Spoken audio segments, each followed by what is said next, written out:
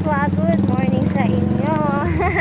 Ngayon po pala ay Martes and time check 8:04. Jessica, oh. Kaya tara mga Karikskwa, pumunta tayo sa Tanay Rizal. Grabe. Pero hindi pa yan dyan nagtatapos guys, kasi marami pa ako na videohan ng mga tanawin. Sa sobrang dami na full storage na ako. Dito nga ay pupunta tayo sa isa sa mga tourist spot sa Rizal. Papunta pa nga lang tayo dun sa tourist spot and ayan, madadaanan natin na napakagandang tanawin. Dito nga ay mararamdaman mo na talaga yung lamig, kaya buti na lang talaga naka-jacket ako. Dito nga sa loob ng Rizal ay marami kayong pwedeng pasyalan. Tulad na itong isa namin na daanan. Ayan o, diba kitang-kita nyo naman ang ganda ng tanawin. Bagay to sa mga nagbabike or sa mga bicyclist, tapos dun sa mga nagjo-joyride, yung mga nakamotor. Kasi halos katabi lang ng kalsada tong nadaanan namin. Syempre kakain din tayo dito sa Rizal ng Lomi. So, sikat itong Lomi sa Rizal guys. Kaya itry nyo na. Kung pupunta po kayo dito sa Rizal, ayan, subukan nyo talaga tong overload Lomi nila.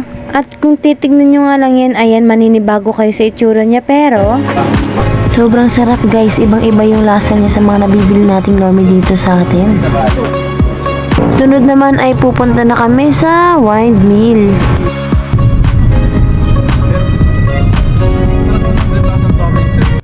And we are here. Nandito na tayo sa windmill. Diyan guys, super lamig talaga. Ayan guys, nandito na kami sa windmill. Sobrang ganda guys, grabe. At ang lakas pa ng hangin. Pagdating nyo nga ay meron ditong parking lot. So dito kayo magpo-park kung may dala kayong sasakyan. We're here!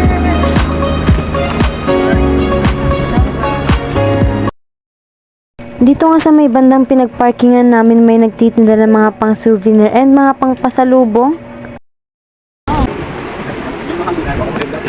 Pagkaakyat namin guys, at ayan ang kitang-kita na ang ganda ng tanawin dito. At malakas pa ang hangin, kaya ayun sakto, buti na lang naka-jacket ako kasi ang lamig. Sobrang lakas talaga ng hangin dito guys, rinig na rinig sa video. Nag-picture na rin po pala kami dyan at nag-video. Syempre, hindi mawawala ang TikTok.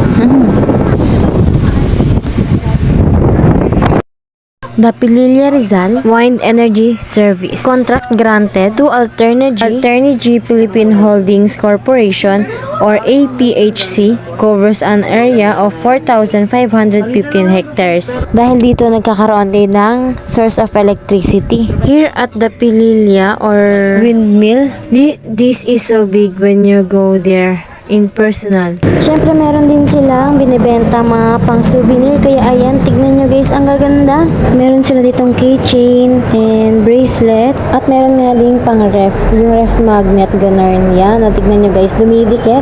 Marami nga kayong mapipili dyan guys, tignan nyo, oh, diba? May mga bikeries nga rin dito.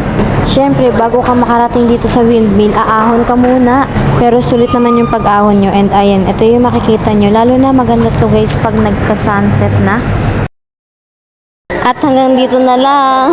Thank you for watching. God bless.